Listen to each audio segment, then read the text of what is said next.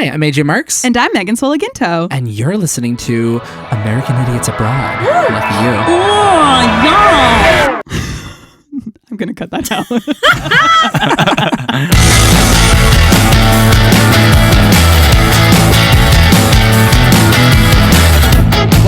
Welcome, one and all, to American Idiots Abroad. On this podcast, we discover what makes us uniquely American by analyzing the differences and similarities between the U.S. and the U.K.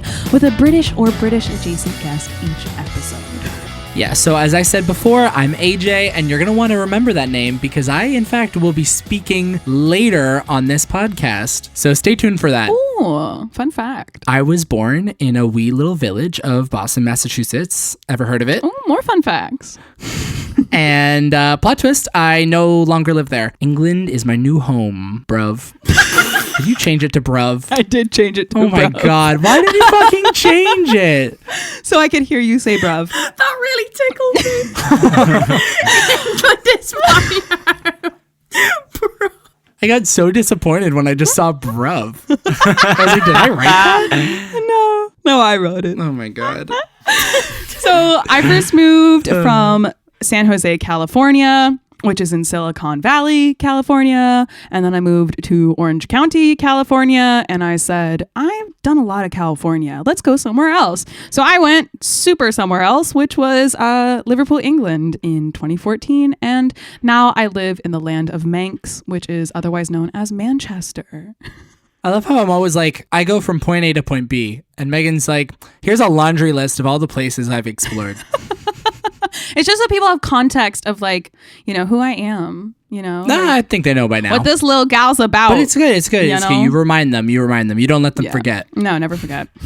So today's guests are two of our very good friends, Bronnie and Chris. Woo! Say hello to our listeners and just let us know where you're from. Ooh, hello. Bonjour, everyone. Especially because you two have very wildly different accents. Yeah. The listeners are going to need to be able to distinguish you guys from each other. So introduce yourselves.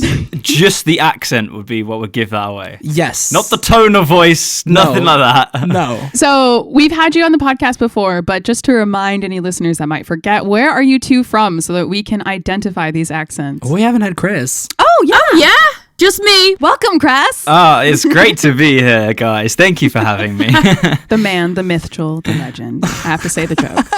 The Mitchell. Very good. So wait, sorry. Where are you from, Bronnie? So I am from Liverpool, UK. I'm also half Welsh. Not many people know that. Oh. There's a bit of sheep in me. Bleh. So yeah, that is my accent. Sheep in you. You just ba? Bit of sheep in me. Meow. Meow. Meow, motherfuckers. Chris's face is red. I'll see you guys later.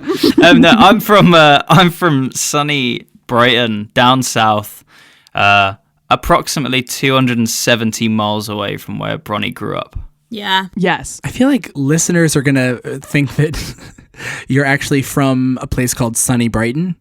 Yo, it's sunny Brighton. Is that actually what they call it? I've only spent like 12 hours in Brighton once, but it is like the closest I've seen in Britain to like a California beach town. Totally. It really felt like Santa Cruz or like something like that. It genuinely, I was like, what? They even have a fucking the pier. Loving Hut here? What the hell? Oh my gosh. You're home away from home. Yeah, they have Loving Hut. I A know. loving hut. What's a loving hut? Sounds a bit sexual. So it can be if you'd like it. But Loving Hut is usually just a noodle place. Well, it's not just noodles. That's where I want to make love. In a noodle shack. That's the hut in which I'd like to make love. That's where I was made. I believe it. It's Asian food, but it's vegan. But it's really good. It's like the OG, like, it's not like, oh, I'm trying to be cool vegan. It's like, this is just vegan food. All right. Yeah, You know what yeah. I mean? Very cool. Yeah, I like that. Yeah. No, I love going to Brighton. I toured there once. I played a gig there, and everyone had like their own identity. Like you walk down the street, and everyone had like crazy hair. Everyone was like their own fashion statement, and I was like, this place is so cool. I love the phrase, I love going to Brighton, and then followed up with, I went once. I love it. But I feel like that's actually the case in a lot of cities in Britain, is that like in Liverpool, I feel like a lot of people are really distinct looking. Like you can see people just like Totally. not really caring about what someone else is wearing and just wearing their own thing. And it might be like outrageous, but nobody even stares at them. Like That's what I love about Liverpool is you can just be your own person and like it's whatever. Totally. It's such a good music city as well. Yes. And it's kind of the same in Manchester as well. I've noticed like I haven't been out that much because COVID. Yeah, I forgot COVID is a thing. Yeah. From what I've noticed, it's like kind of the same vibe. So I think that might just be like a young city living person's like thing. Just a small town girl. Big town, big city girl. Hell yeah. So, Chris, you don't actually still live in Brighton, do you? I live in not so sunny Stoke, which is all right. I don't mind it. Like, people are really nice. There's one thing I have to say about it. Can you do a Stoke accent impression yet? Not really. Stoke. I can't do it either. Yeah, I was gonna say that wasn't it. The Stoke accent is somewhere between like, I almost said Australian, like Birmingham and Manchester, because obviously it's slap bang in the middle of those two. So it is. Geography. It's like a weird mix between that, and I can't really do the accent because of that, because I feel like I either go incredibly Brummy or like really Manchester. They do like to use the word duck. Yeah. Hey up, duck. So you know, in like regional areas, people say like "Hey up, kid." Yes, we talked about this last episode actually. Yeah, hell Yes. Yeah. So like regional phrases that stick on. Stokes is duck, hey up, duck, which is horrible. With that U sound as well. Duck. Duck. Yeah. Duck. Duck. Kind of thing. Duck. Yeah. How you doing, Duck? Duck raps. Love a bit of duck. So you two are a part of the band Bronnie. Bronnie, tell me how you came up with that name. Well, I was born and I got a name and You shortened the name. then I got a nickname and then Yeah. I just thought, well, all the good names are taken, so There you go. I'm just gonna be me. Hashtag be me. Hashtag. So, Chris, you drum for the podcast, for the band, and Bronnie is the lead singer. I can if you want me to. But yes. Really quickly, for our listeners, we're going on our season break after this episode. So this is our season finale, season 2, season dos. I wouldn't say season break. This is so cool how we're on the season finale. Yes. Yeah, well, we saved the best for last. Oh, Queens. Queens. Exactly. So we are on the last episode of season 2, and it's a two-parter, guys. Double trouble. 2 parts. I love twins. We're having twins. What? Oh Yeah. my God, we're having twins. So this is our season finale, but we will be back. You know, you better soak it all in. Yeah. Because you're not going to hear from us for a while unless you listen to our other podcasts, which you should. So today's episode is inspired by a comedian, in quotes. No, I'm kidding. I don't know if I want to say inspired by. That kind of sounds generous. I would say in retaliation. In retaliation, yes. Yeah, to a certain comedian. Yes. So there's a very rather famous. Famous, also generous. Yeah. He is famous. No, sorry. I'm just being an asshole today. We love it though. Show your asshole. Ooh, actually. Nah, subscribe to my OnlyFans and then you'll get my asshole, but Get your bum out. none for free. Check out the show notes for AJ's link to his OnlyFans. Actually, we could link the video, an example of this in the show notes. But the comedian is Michael McIntyre. Mm-hmm. This dude is very popular. Comedian, also generous. Sorry. We are shading him hard. No, but he's very popular amongst different groups of people in this country, and he has one sketch that I've seen really make the rounds, and he's done it a number of times, like on stage, on like late night talk shows, on different programs and stuff. As comedians do. And so like you know that this is one of his like popular bits, you know? Yeah. It's about how literal American English is and how literal Americans have made English just generally. Because Brits will buy into that. Brits fucking love to be like, oh, you fucking ruined our language. So as you might have noticed through this podcast so far, because we're kind of like siblings, we're like long lost siblings, Britain and America, we have a banter. So the topic for today is, we won't say inspired by, but in retaliation to Michael McIntyre. He likes to say that Americans have ruined the English language by making everything literal. Yep. Yeah.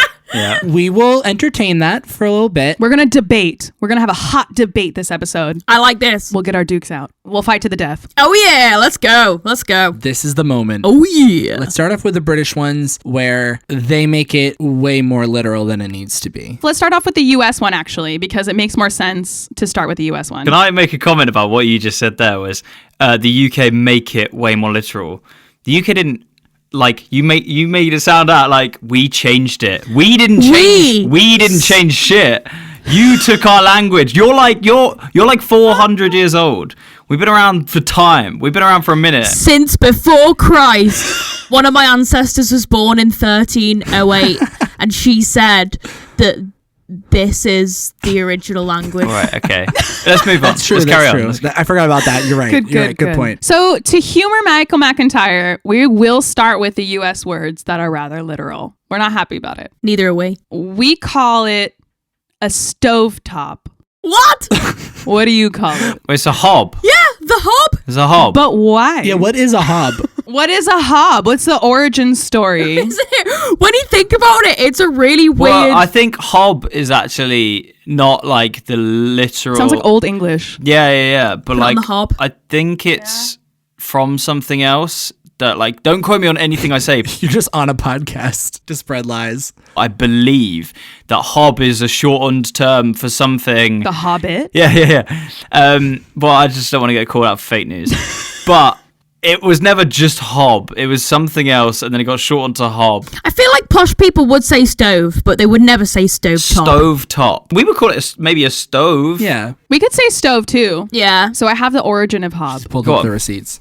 So the etymology dictionary tells me that hob, a noun, comes from 1670s side of fireplace, alteration of hub, Hubbe, which is from 1510s, of unknown origin, perhaps somehow related to the first element in hobnail. And a hobnail is a short, thick nail with a large head. So So you can see So where I it was coming originated from It originated from. England. Agreed. Stovetop is so literal. we would say stove usually, but stovetop, yeah. But I feel like the English and the American language, ours, you can like trace it back to something. Yours is like, we put the stove on the top, so it's a stove top. You know what I mean? Oh, just you wait until we get into the UK literal ones.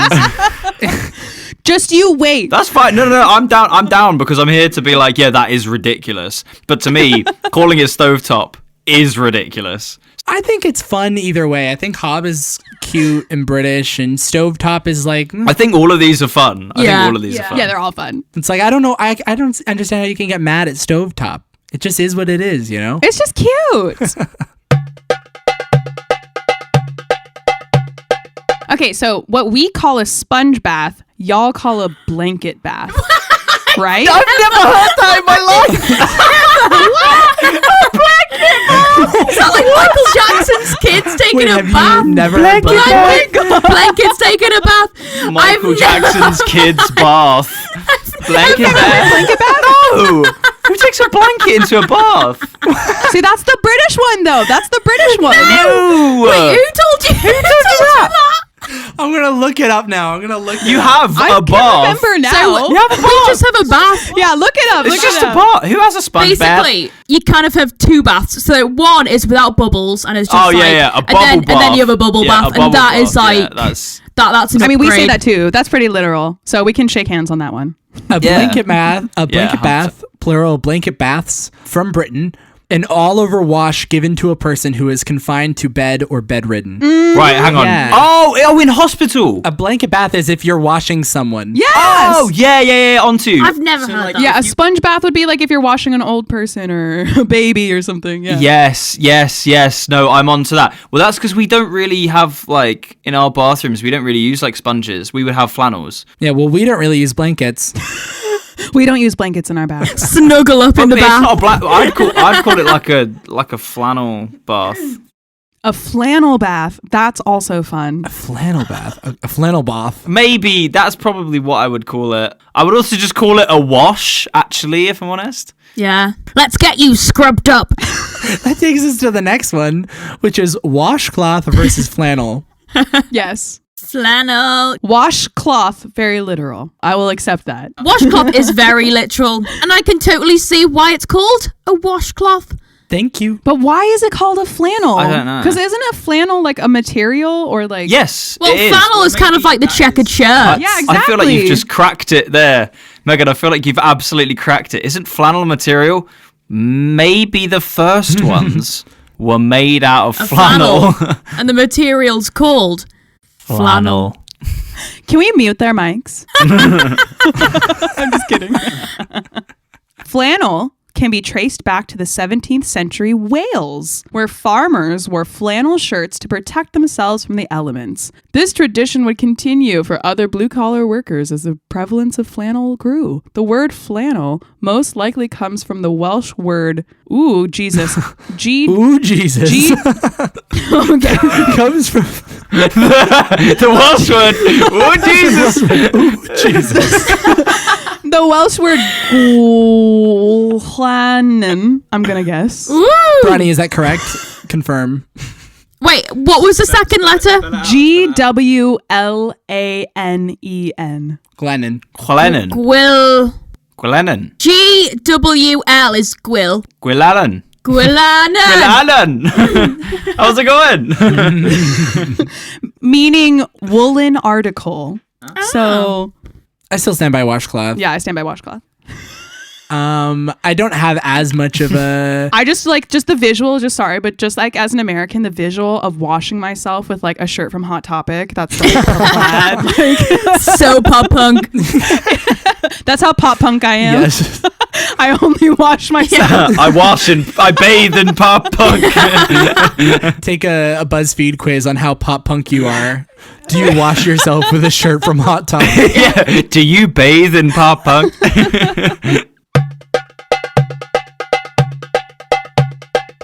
Underwear versus pants. So this one is super literal for us. Yeah, it's under what you wear.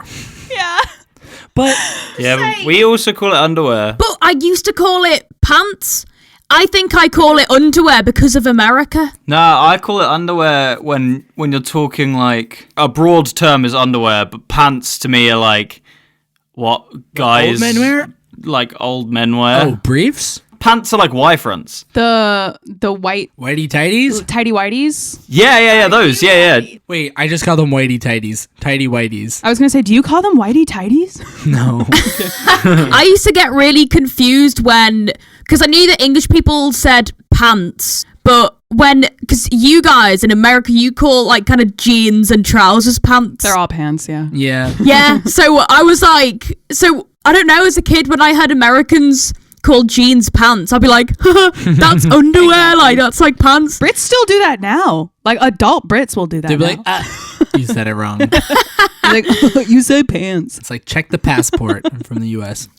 What's funny is that the origin of pants is actually also comedic. So the word pants comes to us from the Anglicization, that's a word, Ooh, of that the is. character's name, pantaloon. The word comes from the name... pantaloons. Yes. The word comes from the name of a stock figure in the Commedia dell'arte, a form of Italian comic theater popular throughout Europe from about the 16th to the mid-18th century.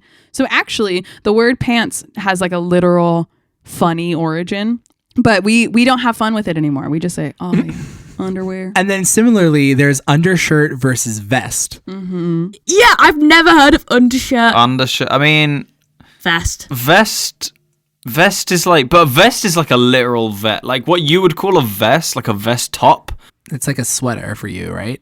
No, because like it's mainly about the fact that it's not got sleeves. Yeah. Yeah. Basically, vests are wife beater But tops. we don't Yeah. really do undershirts here. Like blokes wear vests underneath shirts, But what kind of vest are you talking about now? Now I'm confused. like a white sleeveless top. Yeah. Yes. Yeah. But it's not just the white ones. Like you could call like a striped tank top a vest here. For a woman or those who would like to wear said kind of tops, like a strappy top, I would call that a vest. But like if you're a bloke or someone who wants to wear an undergarment that has no sleeves on it, that would also be a vest. Yeah. It's about the fact it's got no sleeves, basically. It's just gender neutral. See, an undershirt, is not exactly what I would call it. I'm not proud of calling it a wife beater, but I just had never heard it called anything else. Yeah, totally. Growing up, and never really thought of the word either when I was a kid. Well, you don't. No, so you were like, oh, wife beater. Yeah, that makes sense. Yeah. It's so colloquial. Like, you don't even hear the words coming out of your mouth. Do you know what I mean? Yeah, well, I just didn't realize it was a compound word. Yeah, exactly. No,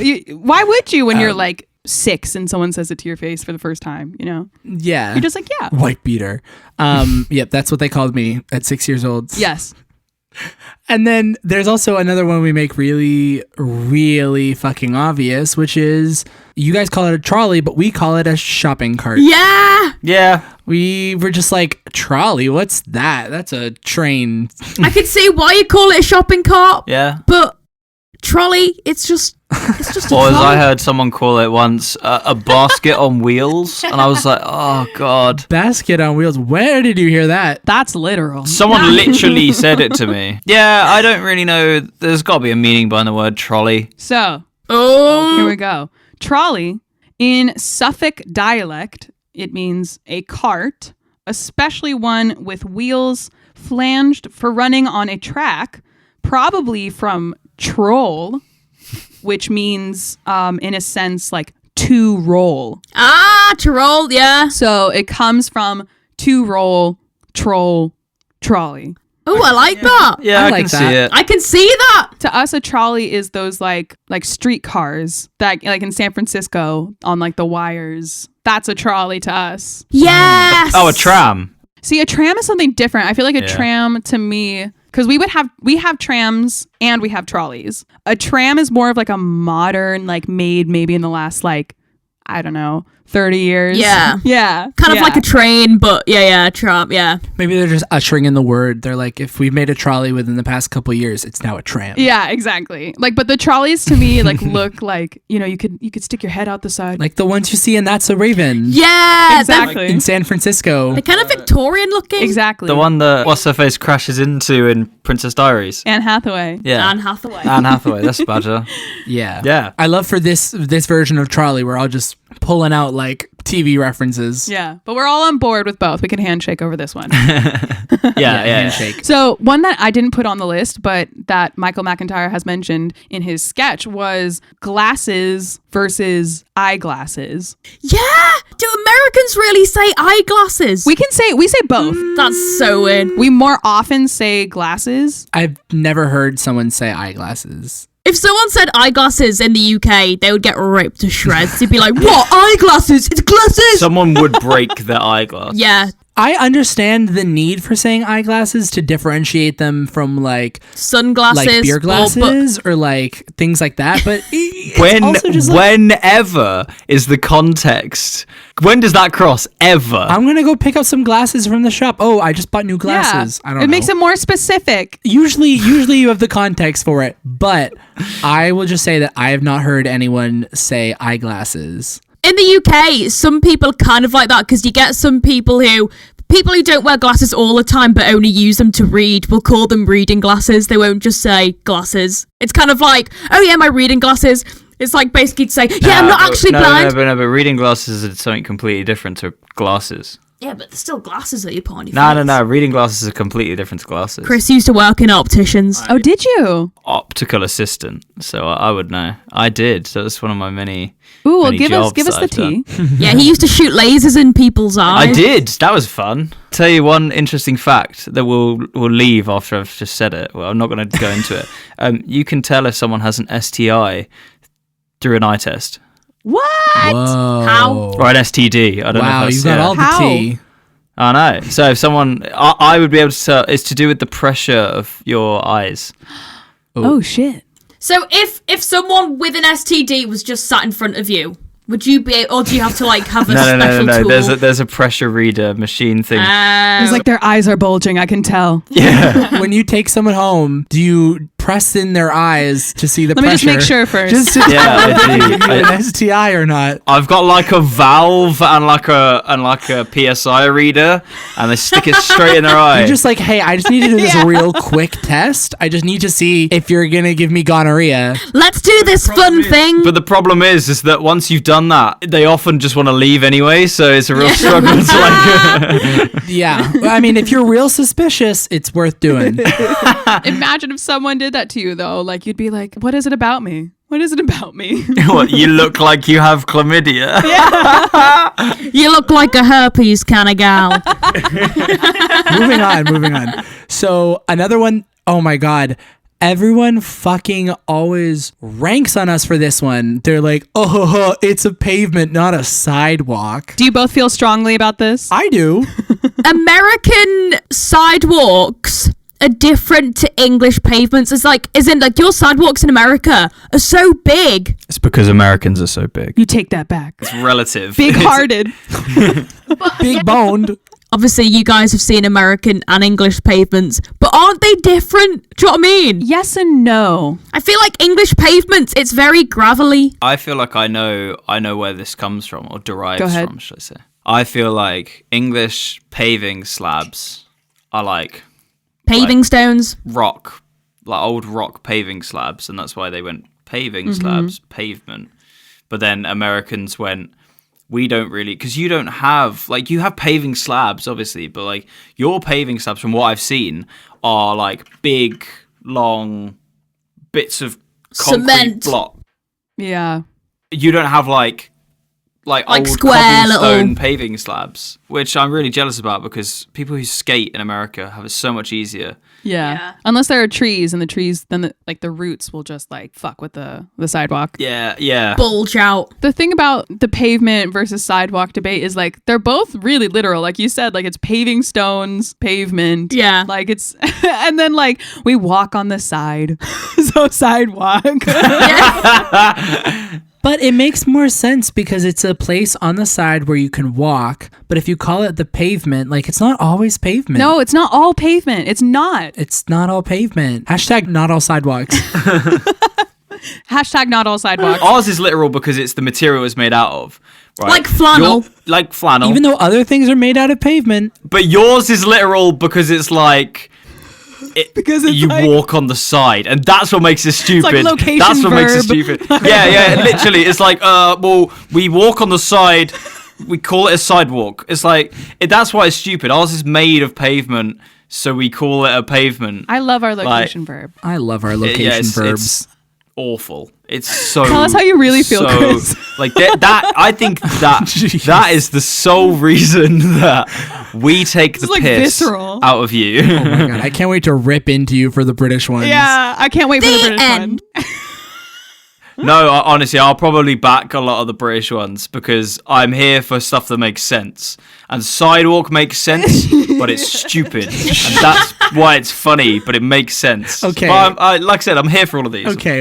All right, we're good. We're all friends here. Supposedly. Play nicely, children. We started off as friends. We're all still friends here so far. Yeah, we're all meant to be friends. So this last one is rubber versus eraser. To an American, a rubber is a condom. It's like a slang word for condom. Yes. Hey, lad, have you got a rubber? That's why it's so much funnier. Imagine in the UK, Oh, yeah. just whips out an eraser. Have you got a rubber?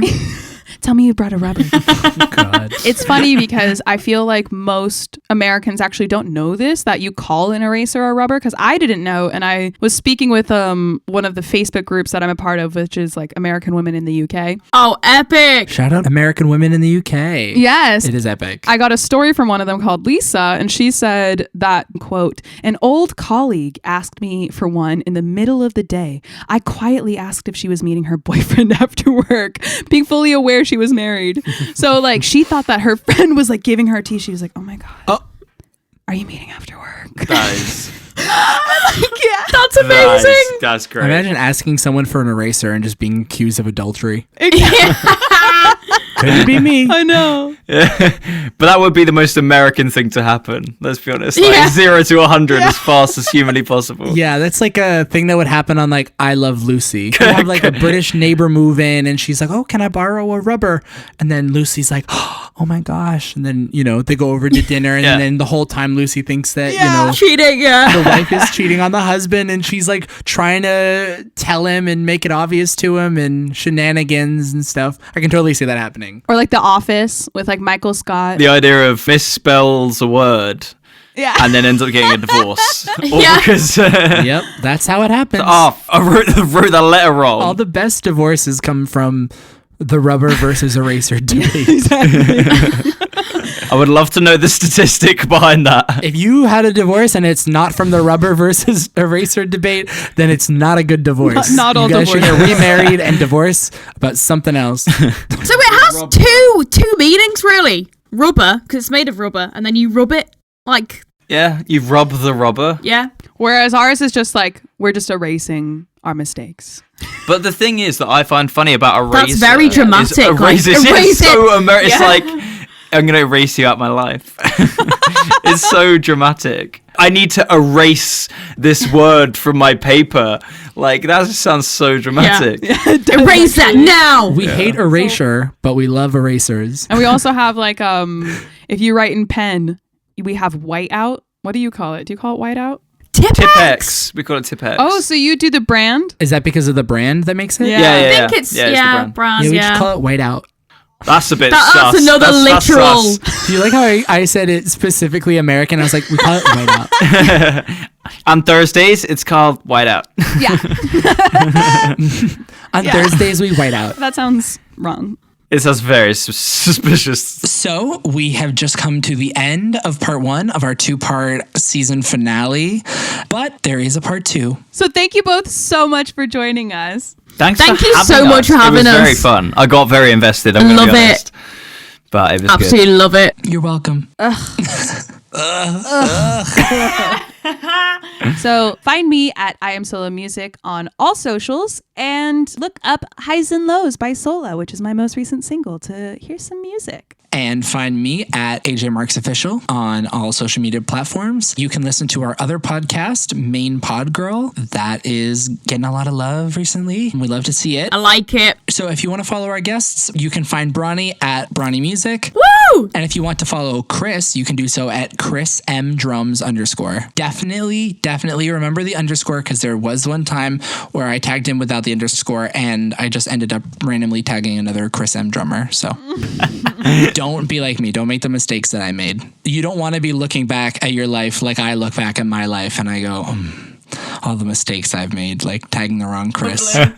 I love that. Don't make the same mistakes. So, Chris, would it be cool to go out on a Kid Karma song? Yeah. Totally. Okay, so Chris's solo project is Kid Karma. He has released his debut single, which is called We're Not Friends. You can stream that on all streaming platforms right now. Yeah, We're Not Friends is definitely about us after this podcast.